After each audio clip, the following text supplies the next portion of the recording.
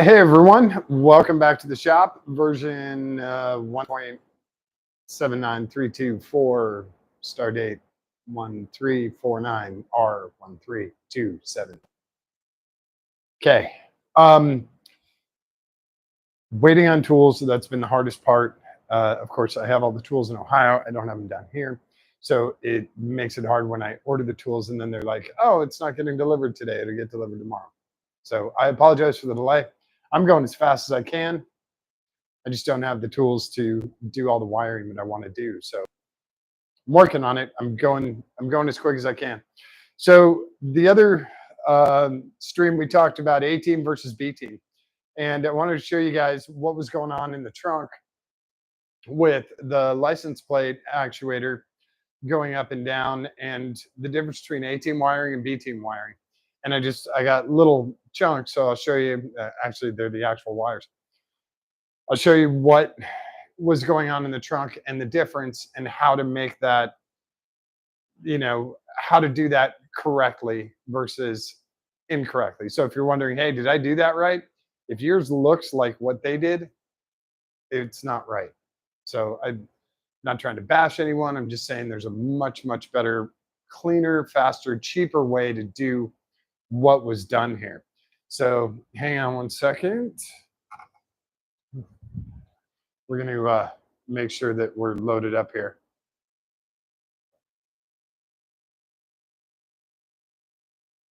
And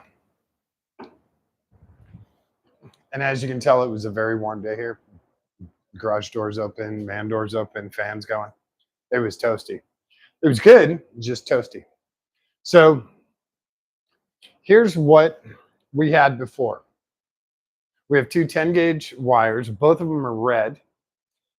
There's a shitload of adhesive on here from the tape. Hey, Liz, that was used. These are very large wires for what we're working with. What is on the actuator are actually 28 gauge wires, and the larger the number, the smaller the gauge. Excuse me. So if you have aught gauge, that's a big thick cable. You want to see aught gauge? I'll show you a big ass aught gauge. I actually think this is double aught. Nope, this is just straight aught. And they call it aught, and I don't know why. OUGHT. So this is battery cable. So you can use this for attaching to a battery, and it says on here 0 gauge. So that's a big mammoth jamma. This weighs like 4 pounds. This is all copper, and this is heavy duty. And you can tell I did the ends because they're actually very nice. Anyway, that's big boy. You can go all the way up to 4-aught for automotive wiring. And just a pro tip, if you're getting jumper cables for your vehicle, you want them to be a minimum of aught, of 0 gauge. That is the best jumper cable. That is the minimum. Sometimes you get Chinese jumper cables that are like 10 gauge or 8 gauge wire. They're going to cook real quick unless you're jumping like a Toyota Serra or a Suzuki Cappuccino. You want aught gauge wire. Trust me on that. So the smaller the number, the larger, the thicker the wire. So then you get into different types of wire. There's straight copper. There's copper clad aluminum. There's aluminum. There's solid core. There's a whole bunch of different kinds of wire. Usually, the automotive wiring, you're working with braided copper. That's the standard for automotive wiring, and it works great. I haven't had any problems in 130 some years, 140 years. I don't remember. So braided copper is what you're working with. This is 10 gauge. This is a very heavy duty wire. Usually I would use this for a light bar up front, something that's pulling a lot of amps, that's going to be, trying to get hot when you're moving a lot of electricity through something, a lot of amperage. This will get hot. So you want a thick enough cable that can handle that heat. You want a thick enough insulation that it can handle that heat. If you try and run like one of those big, not necessarily LED, but like old school KC daylighters on 20 gauge cable, it's going to light that cable up. It's just going to burn right through it. You can't put that much juice through that little tiny cable. So for our actuator, the wires that come out of it are 28 gauge, and they're very, very tiny. That's what comes out of there. Very, very tiny. You guys can see it right there. So compared to what was in there, I'm just going to drop this guy. There's your, whoops, there's your comparison. Okay? Everyone got that? All right, good. So this is 10 gauge, this is 28 gauge. Now, hooking these two together is okay. It's not recommended, but it will get the job done. And that's what they did, is they hooked this actuator wire to the 10 gauge. Then from, how did I do this? I don't even know how I did this. All right. So from the actuator, they ran both of these wires from the actuator back here through the body of the trunk, and they drilled one hole for each. And the holes were about 2 inches apart. There it goes. So they did one hole for each, and the holes were about 2 inches apart. They used 2 red wires. Now, technically, that's correct because you are sending positive to each of those in order to work the actuator. But when someone is looking at the wiring, at someone who doesn't know how it got wired up, they want to look for a positive and a negative. It also can be kind of confusing. Someone should know, if they're working with an actuator, that it's going to be positive on both wires. Even if one is black and one is red, one of them, they're both going to be positive, because you have to have power going down and power going up. And so that's why, if you're working with electronics, you should kind of know this stuff. They did it because they wanted whoever to know that they ran hot, both to both wires. That's okay. I'm not against that, but it's definitely not how I would do it. And I would definitely not use 10 gauge. This is expensive per foot versus this. You know what this is? This will make you laugh. This is doorbell wire. This is what you use for doorbells in households. It's 2 wires, completely separate. They have a coil, aluminum insulator that you just cut off. This is about 40 cents a foot at the hardware store. So you can get 20 feet of this stupid cheap. This is very small. These two together are about the size of one of these.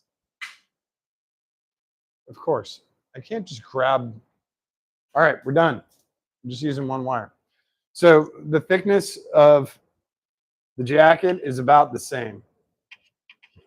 They're about the same thickness between the 2 jackets. This one might be a tad thicker, but makes it a lot easier to run because you're running both wires at the same time.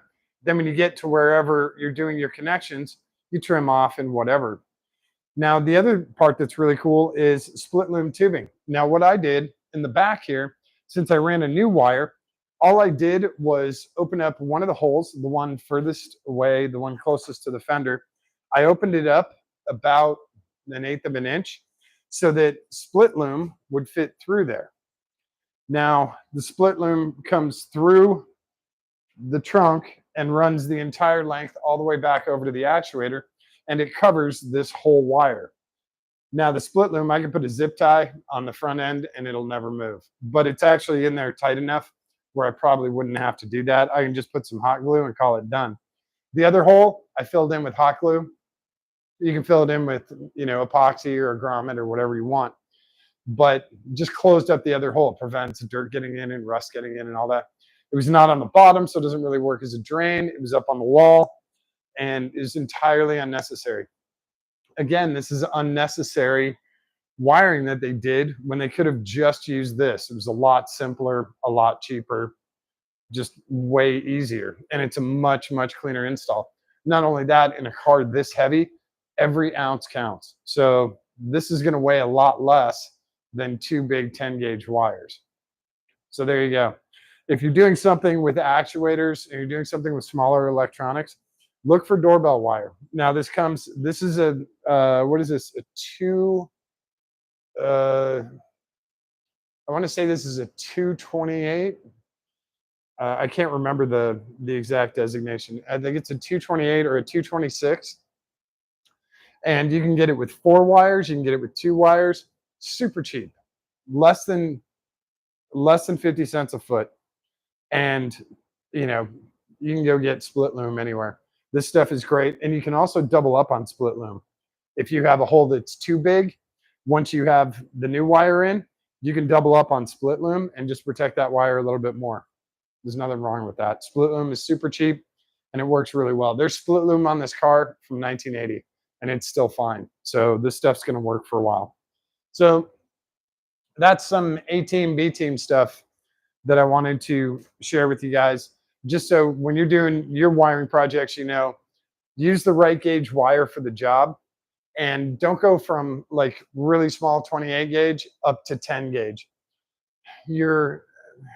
There's a whole bunch of stuff that's not correct with that. It will work. And I don't want to say that it won't work because then you're like, oh no, Kev, it'll work fine. It will work. And it did work, but it's not correct.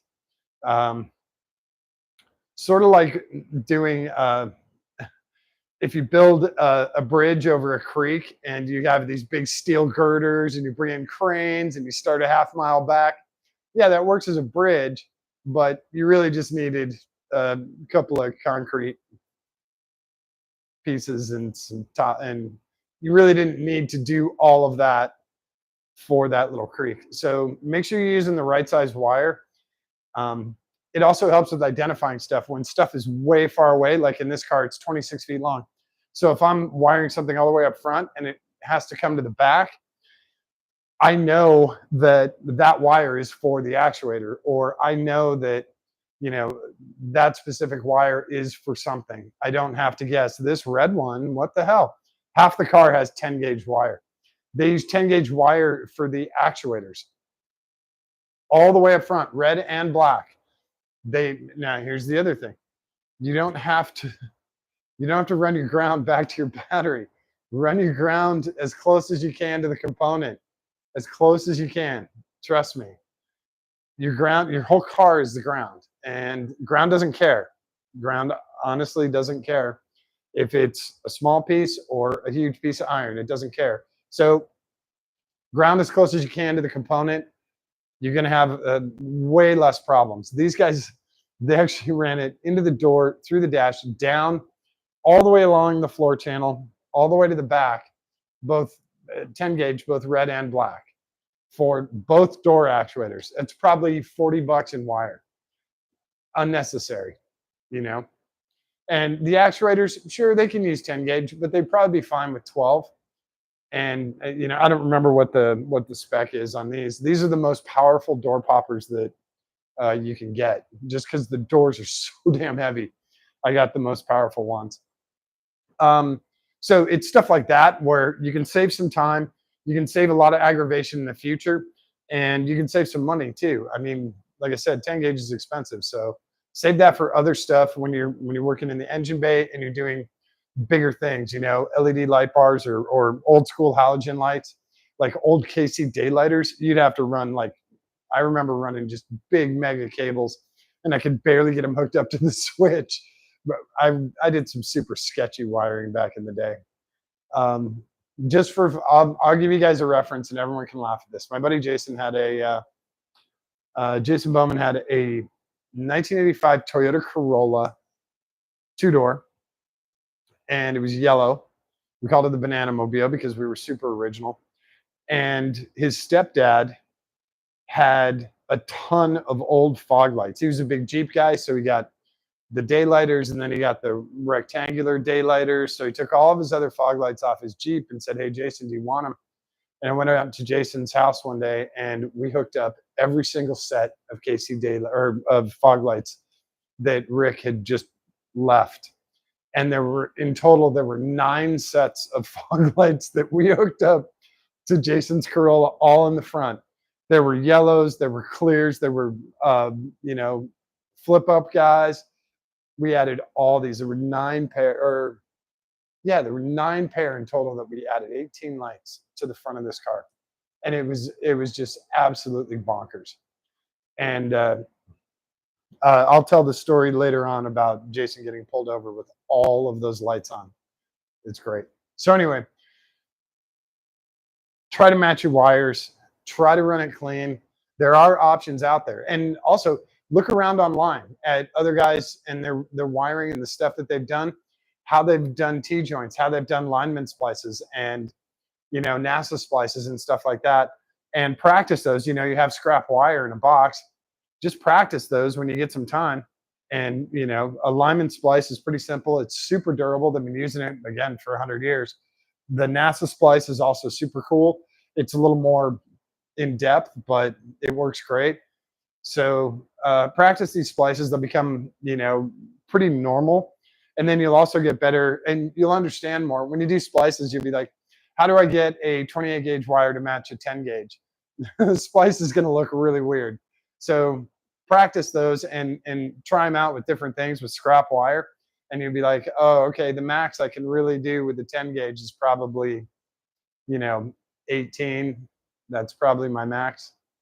So just practice those and then look around at other wiring jobs and other stuff guys have done. There's a lot of different types of loom. There's a lot of different types of stuff to make things super clean.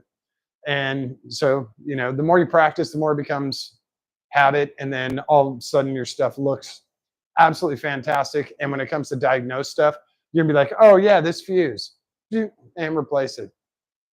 There you go. It'll be so quick and so fast. So that's it for A-Team, B-Team rehash. What we've got here is you guys remember the PDC, the Power Distribution Center? Whoop, what do we got? On a random note, nice shirt. Oh, thanks. Yeah. My brother got me this shirt for my birthday a couple of years ago. I think it was when Top Gun Maverick came out. I think he got it for me for my birthday right after that, which is cool. We talked about the PDC and I showed you guys the basic layouts.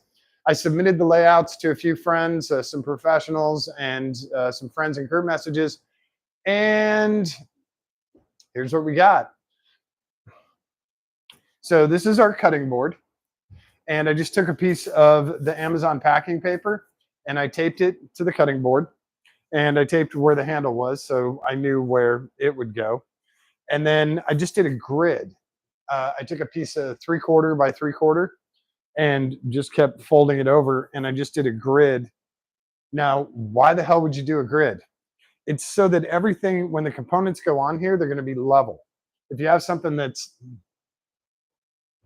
up here and it's that looks like ass, even just a little bit, you're just like, oh, damn it. So we do the grid so we can line up the holes where we're going to drill. Now, as you guys can see, I've pre-drilled a bunch of these this afternoon. So I was saving them. I wanted to show you how these are all going. These are our 2 mounting holes on the corner, because when it goes in the car, it's going to go, it'll be technically right here. And there is a big support beam that goes across here. So we're going to mount to the support beam here and here. These are also going to be part of our ground structure. So those guys are slightly bigger holes. These guys are medium holes. These are medium holes. These are medium holes. These 2 on the outside for this guy, for the remote, those are very small holes. I kept them very small. This one is a medium hole for the fuse relay. That one's medium for this. So I wanted to show you guys how this all goes together and how you can check everything. What you can do is you can screw the component to this right now and check and make sure everything's exactly where you want it. And then when you're done, you can just rip the paper off from behind the screws. Or you can rip it off now, however you want to do it. I do it so that I can keep everything level. The bus bar's level. This will be, I think he's in line with the side here. The 2 relays, you know, the fuse. This guy I can't mount because the screws, the tiny screws, I don't know where the mounting screws are for this because I got it years ago. they're long gone, or they're in Ohio somewhere. So I can't mount that because the screws I got are too short. They're only an inch long. So I'm gonna have to kind of guess on these and do a little Dremel trimming on that in order to use the screws that I want. But the rest of this should mount up. So I just wanted to show you guys. I was just gonna mount the bus bar, maybe this, and how it kind of goes in there. So this is kind of the final layout that we decided on. I did put it to other people. I didn't just randomly select this. I sent a couple of ideas out. Yeah, here's the little tiny screws, and I got these standoffs. Now the standoffs obviously have to be trimmed because the screw doesn't quite go all the way through. So the standoffs have to get trimmed, and then I need screws that are about a 1/4 inch longer. These are very, very tiny. These are number 6. They fit in here perfect, but they need to be longer. So that's those two guys. We have all of our screws, and I'll bring you guys over here. Let me kill off this Rockstar, and we'll just do a test fit with all this stuff.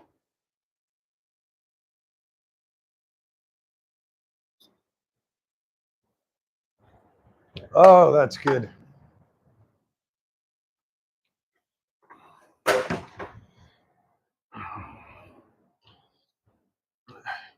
Now, the other reason I went with this style, and this was kind of the last thing because a couple of other people said, no, do the bus bars on the side. I decided to do the bus bars up top.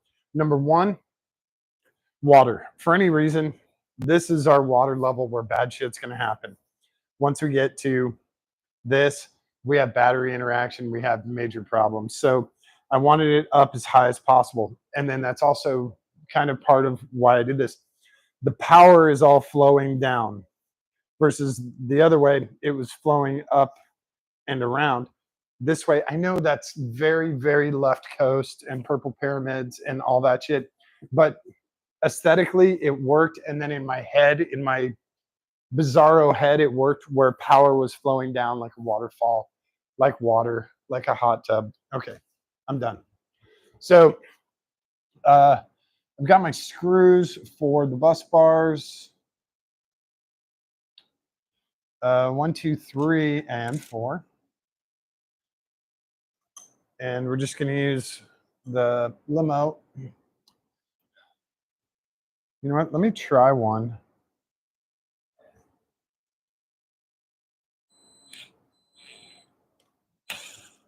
Damn, this is going to work out nice. Also, don't use this to zoom it all the way down. Get it most of the way down with that, and then come in with a hand screwdriver and do it. So I'm bringing you guys down here and you can watch do this. Finishing is usually done by hand. So sometimes the screw gun finishes for you, but you want to finish it by hand. The chances of you stripping out plastic, very, very, very good. So good trigger control, relax. Make sure you're on your holes. And it's funny when you're screwing stuff like this LED becomes useless because I can't see underneath there. So next up, we'll do the small components first. These guys, it's kind of funny. The relays just come out of there. I'm using a little larger screw because the head on these, and I might have to drill these out of, whoa, come back here. One more size up. They seem a little bit tight. Yeah, we'll drill those out one size up. So then the actual bottoms of the relay go on. Now, if you look at these, if I can get them straight. They don't look straight on camera. They kind of look straight. It's really hard to see. But that guy is on straight and that guy is on straight. Once you tighten them down, there you go. And then you can just yank the paper off. You know everyone is level. So let's get this guy in here.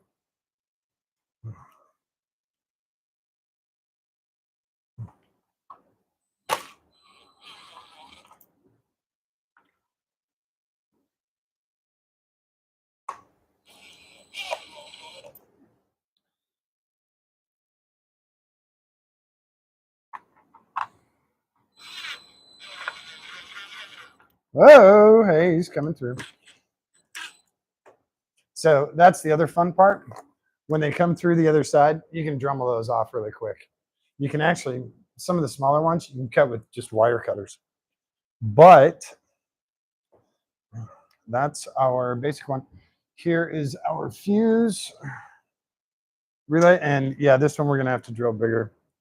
But that's okay. Okay. And we have our spare and our 2 screws there. So then we just come back. What do we want? A number 2? Not that kind of number 2.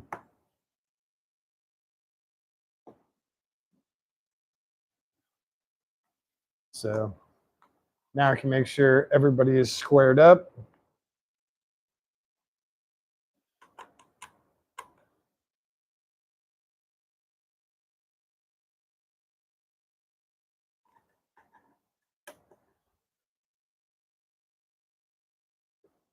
That guy came in about a 1/16 of an inch high. Oh, because he was high on that side. Okay. So that's basically how it's going to look. Obviously, I need the remote controller in here. All right, let's drill these out. I know you guys are dying. I'm dying too. It kills me.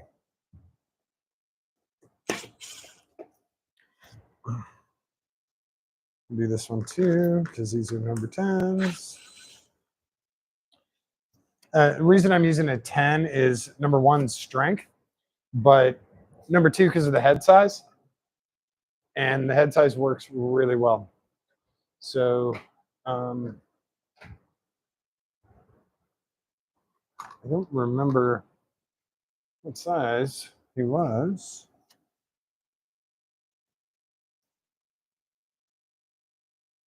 We'll go here.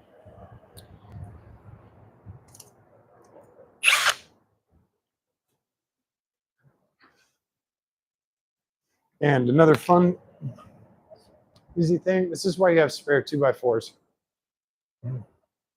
in the shop. These are obviously a brand new 2x4 that I got. But now I have a nice drilling surface.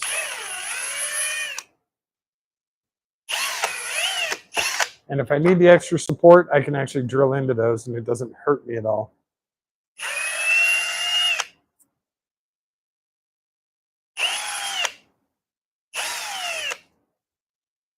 Let's try this now. I'm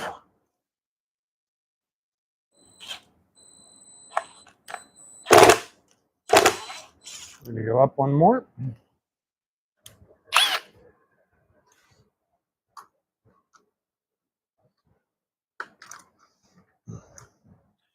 I'm trying to be careful with this because with plastic, it's very, very, very easy to strip it out. And I do not want to do that. Yes, you can fix it with epoxy and filler and all that shit, but I don't really want to do that. Doing this first.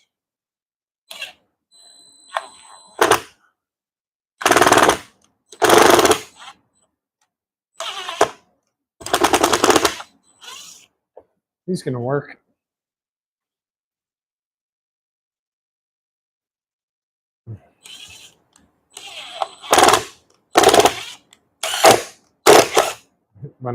Got to be careful on that trigger, right? So then we'll bring this guy in.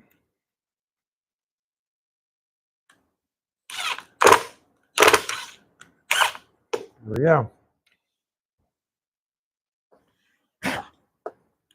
Just needed to go up 2 sizes.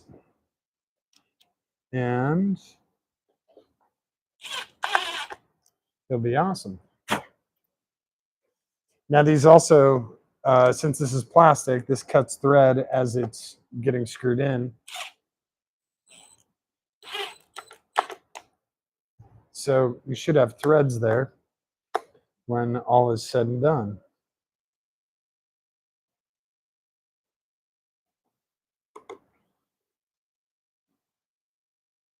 It's a little bit of heat generated. Now I can make sure those guys are straight.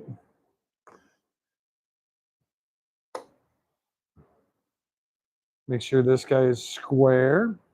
And again, you don't have to crank down on any of this stuff. And, oh, I'm sweating on my paper. Sorry, everyone.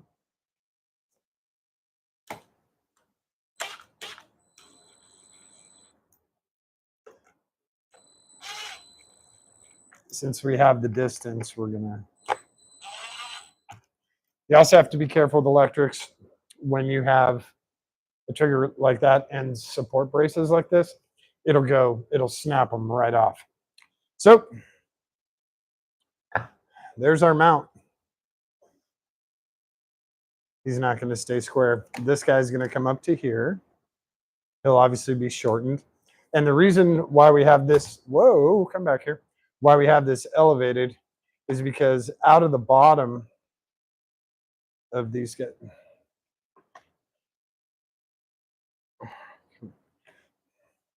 this is so hard to do from the back. Just get in there. You were just in, there you go. Okay. So, of course, everything grabs now. Out of the bottom are going to be a whole bunch of wires that come down about 1/2 inch, 3/4 of an inch. So we left that room in here for those wires to come down. Now we also have extra space. We'll have the cable for the remote will go through here and go back to all of our components. Actually, our components will be right here. So most of that cable is just going to get stored behind here. We have power coming to this. We'll have a few other lines running, but we have a spare spot down here. And we have, if we want to add an extra relay, we do have a spot down here. So trying to keep it all together and trying to keep that, like I said, that flow when the power is flowing. Hopefully that's kind of making sense with it, you know, power flowing. I don't know. Hot goes to hot here, ground goes to ground there. These are our components out, which will be part of this. So that's the other thing. If we wanted to add wire guides, we can just drill a little hole, add a wire guide, and it'll guide it in. Most of our stuff is going to be sort of gravity and pre-bent, so we won't have to worry about it. But that's it. That's the PDC. That's how it's going to look when it's all together. And now all we have to do is loosen these guys and rip the paper out, and we'll have our PDC together. So I'm going to save the paper on there because I still have to do this guy. But now you guys know how to do that. It does make perfect sense. Okay, cool. I'm just making sure I'm not babbling into the wind. So PDC. There you guys go. There's a better shot of it. And again, this is a cheap $8 cutting board from Amazon. The bus bars were not expensive. They were 12, 13 bucks. This is the most expensive piece. It's like 40 bucks with the 6 relays. It's 4 open and 2 latching relays along with the fuse block. And then 2 latching relays, which are separate for the actuator for the plate. The fuse is for the plate, bus bar. And then that controller, that remote controller for the door poppers, I honestly do not remember how much it was. I'll have to go look. But you can also see some of these guys came out the back, and that's fine. but we're going to clean it up. Like on the other one, they had like 1-inch deck screws. And anytime you grabbed it on the back, you were like, ow. So we're going to take a Dremel and we're going to trim these off. Zinc, zinc, zinc, zinc, zinc. Once everything's mounted, there's no reason for it to come off. So those screws can get cut. So is he going to stay up? If I mount him like that, will he stay? Maybe. Oh, sorry. We should put the cover on, right? There you go. He's not going to stay put. Yeah, he will. Okay. That's kind of what it's going to look like. I know. It's really far away because this camera sucks. So that's kind of it for tonight. I hope this helps you guys out. If you're doing your own PDC, there's a lot of pre-wired kits that come with a PDC already in place, and it already has mounting holes, and all you have to do is screw it in. It's got the relays, it's got the bus bars, it's got everything built in. Painless wiring company does really great wiring, and you can go use them if you want. You know, that's up to you. This car, yeah, they do have a new wire harness for it. There's a problem though. There's always a goddamn problem with this car.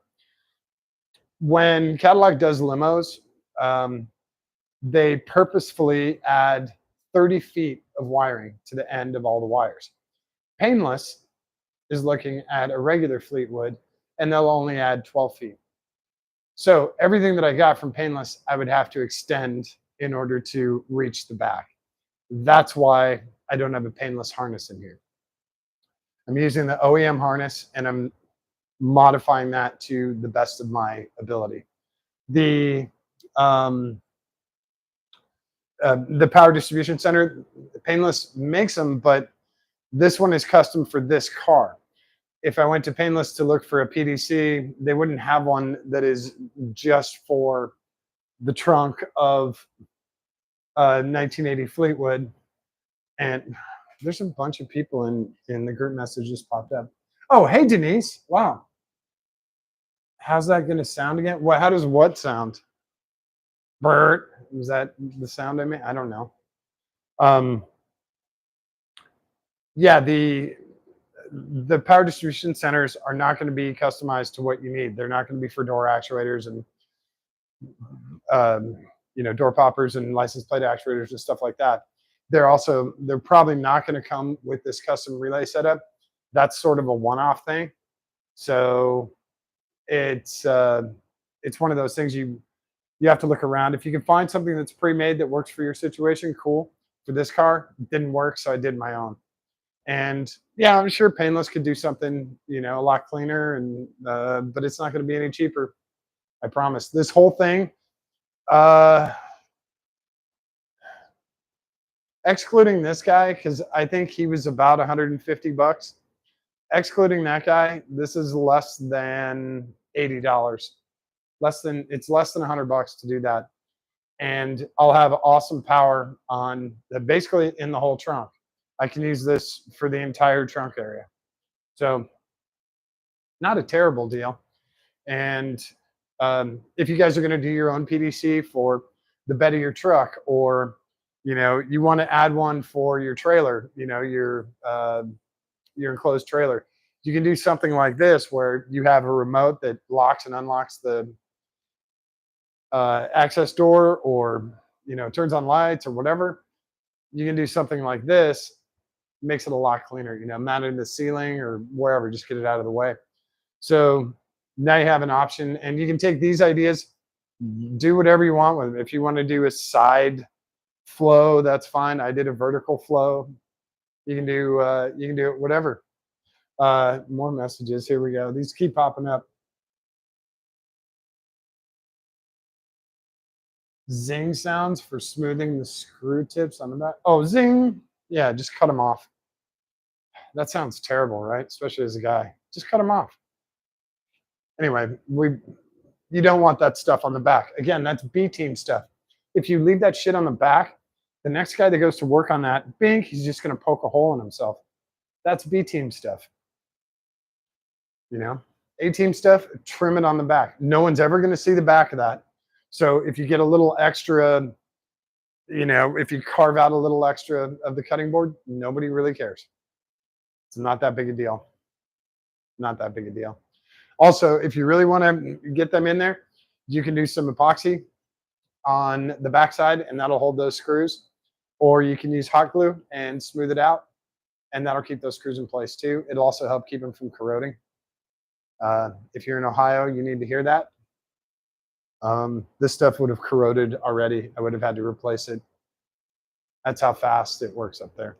So anyway, that's it. Hopefully you guys have learned about, something for your next project, or watch this crazy ass thing come together.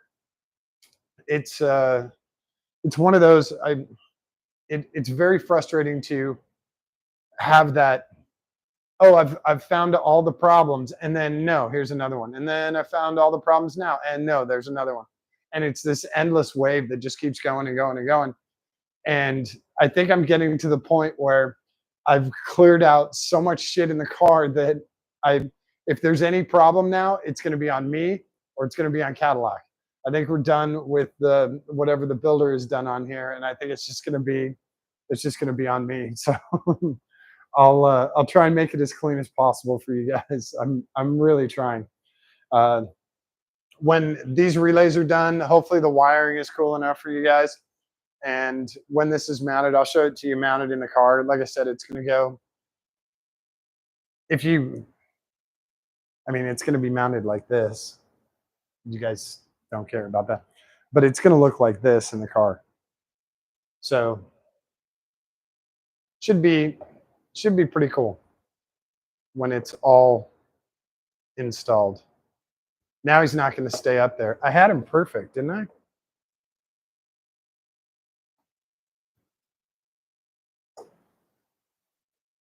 I thought I had him perfect in there. Okay. Now he'll stay put. God, I hate this. I hate being blind. Doing a great job. Thank you. So that's it for tonight. Again, waiting on tools to solder all this stuff. I have soldering that I have to do, and I have a new soldering iron coming. The one that I got is great, but it's for very precise stuff. It's for, doing computer chips and very, very small stuff. It's not for doing 10 gauge wire, or I could do the 28, I think, but it's not made for doing automotive wiring. So we're going to use the new soldering iron that's coming. It's definitely made for that. It's 100 water. It's pretty serious. Didn't arrive today, so we'll have that tomorrow, and we'll have all the wiring for the relays done, and we'll also have the wiring in the trunk. So the trunk latch will be back to 100%. You guys saw how I fixed that stuff. The trunk will be ready for power, and we can run full-time power to it, and then we can get full-time power to whatever we need. And then our relays will also get keyed power, which is really cool. So that's it. I appreciate you guys hanging out tonight. I know it's super late, but it's Saturday night. Everyone's out, right? So if you have any questions, comments, whatever, let me know. And if you do a PDC of your own, send me a picture. I'd love to see it. Send me a clip, a video clip. I love checking out all that stuff because there's always new stuff that comes out. And sometimes I haven't heard about it yet. So, if there's, custom dual switching relays and, hey, check this out, it's all in one package. Yeah, cool. Thanks. I'm always open to new ideas and checking stuff out. So if you see cool stuff, let me know. If you want to send me pictures of your, custom PDC, that's cool. And for those that don't know, PDC stands for Power Distribution Center. And that's because you have all this power coming in and grounding, and then it's getting distributed accordingly. So, yeah, of course. Why would he stay up? All I did was take the cover off. So that's what PDC stands for. If you guys, have any questions about it, please send me a message. I'm happy to answer. I will get you when we start getting into the trunk and hooking things up. I'll show you guys where this is going to mount in the trunk. I obviously have to drill that bigger because we're using a number 12 self-tapper to mount it. So these two bottom corners will get drilled bigger. And then I don't want them to thread into the plastic. That's the other thing. I want them to pass right through so that they mount the board. And otherwise you risk cracking the board. So I just need them to mount straight. And I'll also have the remote control mounted up here. Once I get everything, the right size screws, they're just so damn hard to find. So yeah, I'll show you guys everything when it's all hooked up. And these all have lights on them. It'll look really cool. So thanks again. And don't forget to subscribe. Don't forget to do the notification bell thing, all that stuff. Definitely tell your friends about the channel. We're getting a lot closer in this car. Once we get the electronics sorted, it's going to be a lot easier to do the the rest of the stuff. When we have control of the electrical power, it's a lot easier to do the plumbing and all the other stuff. So this would be a good thing, and we get cranking on this and get this car running and rolling. So hopefully you'll stick around and see all that happen. Don't forget to show someone that you love them today. Give me a kiss on the cheek. Give me a kiss on the tip of their nose. Hold their hand. Give it a squeeze. It's really important for them, but it's far more important for you. All right. Thanks, everyone. I will catch you. Let's do another one tomorrow. We'll have our soldering iron. Show the wiring here in the trunk. Let's do that. All right. I'll see you guys. And gals. And dogs and cats. And kinkajous. Yeah.